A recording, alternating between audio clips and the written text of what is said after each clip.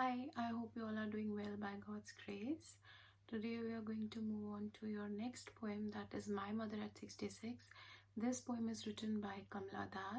She is basically from Kerala and she is one of the foremost poets of India. In this poem, she talks about all the emotions which a daughter feels when she is being separated from her mother, and it is a very emotional poem. It might make you look towards your mother in a different light. At least it does in my case. Whenever I read this poem or teach this poem for the next few days, I'm very conscious whenever I look towards my mother. And let us read the poem, then you will know what I'm talking about. This is a short poem, but the different thing about this poem is that this has no full stop. This is a continuous poem and the only punctuation used here are commas. So what this basically shows us is that this is a continuous thought process. Are you ever upset about something or worried about something, and no matter how much you try, you are not able to stop thinking about that? Same is the case over here. This is a poem in which the daughter is concerned about her mother and she's worrying about her mother, aging mother. So she is not able to put a stop to that thought process. She keeps on thinking. So this is a continuous poem, just overflowing with the thoughts of the poet or the daughter when she looks at her mother. So there is no full stop. In the end, instead of a full stop, there is ellipsis, which shows that this is in continuation. The main theme of this poem is aging, and with aging comes the fear of loss and separation, because we all know that after aging, the next step is death. Only numbered days are left when a person has aged. This shows that this poem is a sentimental account of a daughter when she looks at her aging mother. Now, Kamala Das has been known for her originality. All her poems are very different from the usual poems, and in this poem as well, it shows all the different emotions that a daughter is filled with on being separated from her mother. It is not that she is willingly being separated, but life is as such that because of your responsibilities, you are not able to stay with your parents forever. And although you're concerned for them and you are emotionally connected with them, but relationships are as such, with times these keep changing. And so although she doesn't want to be separated, but because of her responsibilities, she's married, so she has to leave, and she feels all sorts of emotions. She is not willing to leave her mother. So I'll read the poem. Driving from my parents' home to Cochin last Friday morning, I saw my mother beside me, doze, open-mouthed, her face ashen like that of a corpse, and realized with pain that she was as old as she looked, but soon put that thought away and looked out at young trees sprinting, the merry children spilling out of their homes. But after the airport's security check, standing a few yards away, I looked again at her, wan, pale as a late winter's moon, and felt that old familiar ache, my childhood's fear. But all I said was, "See you soon, Amma." All I did was smile and smile and smile. In the commencing lines, what the poet says is that on Friday, she was traveling back from her mother's place. Parents' place means she must have come to visit, and she was driving to Cochin airport. So her mother accompanied her to see her off. And while she was driving, she happened to look at her mother and she noticed that her mother was sleeping. The mother had fallen asleep in the car and her mouth was slightly open and she looked very pale, pale and ashen, grey color. So ashen or ash color is related to corpse or dead body. So when she saw her mother's face, colorless face, she immediately realized that, oh my god, my mother is aging, and her mother was 66.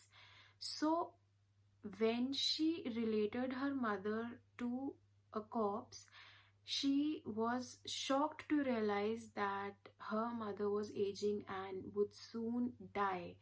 She had only numbered days left. So she got really very emotional, and she didn't want to think about being separated from her mother or the death of her mother. So what she did was she tried to divert her mind, and instead of looking at her mother, she thought of looking outside the window of the car. But what happened when she looked outside? She saw the trees sprinting.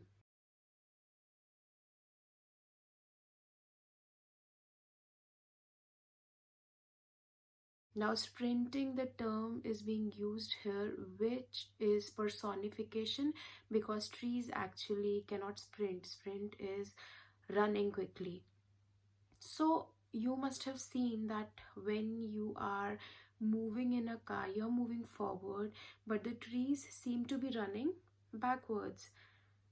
That is an indication of the past time, which means that the time goes on and that cannot come back. In the case of her mother also, the time was going and it won't come back, and soon the journey of her mother would come to a stop. Next, she saw children spilling out of their homes. They were playing and they were full of energy. You must have seen kids playing in the ground. They are so much active. So that is a device of contrast which has been used. Why? The condition of her mother, who is weak, pale, inactive, is in great contrast with the view she was seeing outside. So there is a difference of life and death or decay. The lively children represent life, and the dozing mother represents decay or death. And then the children represent happiness, and the situation inside the car is all about sadness. Then the children represent vitality, and the mother represents weakness. Although she wanted to divert her mind, but what she saw outside made her feel all the more bad about her mother, all the more emotional, and the activity of the kids and the happiness of the kids, it made her realize that her mother was on the last stage of her life and she could lose her any time. Now, the device of contrast also shows the various stages that come in life. Like when you look at children, that is the childhood stage, and it is full of happiness, activity, and then comes your youth, which is filled with dreams and wishes, and finally the old age comes, which is gloomy, inactive, and the person just wants to rest. The thought of losing her mother haunts her like anything haunts, matlab darana. So, in order to stop thinking negative about her mother, she tries to look outside and divert her mind. This is known as escapism. Escapism is जब आप कुछ avoid करना चाहते हो, so you try to divert your mind. आप उधर सोचोगे ही नहीं, you will try to think of something else to change your thought process. But it didn't happen, because when she looked outside, what she saw outside was also in stark contrast with her mother's condition, and it made her all the more aware about her mother's declining days. So the final scene happens at the airport, and after the security check, Kamala Das, she is standing at a distance from her mother, and then she is very quietly observing her mother, because it happens that once a negative thought comes in your mind, you cannot stop thinking about it. So she observes her mother, and what she finds is her mother starts looking more weak and pale to her. But she takes advantage of her distance because she was standing a few yards away from her mother. Yard is a measurement of distance, and she was standing a few yards away and she was noticing her mother. So what she observed was the wan and pale face of her mother. Now wan is colorless and pale is पीला पड़ जाना, या when आपका रंग हल्का पड़ जाता है, it shows that you're weak. So both the words mean almost one and the same thing. So she is using two similar words to emphasize that her mother was actually looking very weak, colorless. And she says she was looking wan like a late winter's moon. Now, late winter's moon, we all know that moon has different phases. So the late winter's moon means that during the phases of the moon, a time comes when it keeps thinning and thinning, and at last it actually disappears in the dark night. Winter is also the last stage of your seasons, and she relates that with her mother's age being the last stage of her life. So she is relating that her mother is as pale as a late winter's moon when the moon is almost very thin and on the point of diminishing and disappearing. So she relates that disappearing moon with her mother, who according to her is also going to disappear any time, because old age is the last stage of life, and after that a person is bound to die. When she saw her mother in this light, that made her realize that she could lose her mother any time soon. That made her not want to leave her and go away, and this reminded her of an old familiar ache. Ache is pain, and familiar is something which you know. Why familiar ache? Because you must have noticed that small children, they don't want to be separated from mother. If the mother goes away for even a moment, the child will start feeling very anxious and scared and would want to be with his or her mother. Why?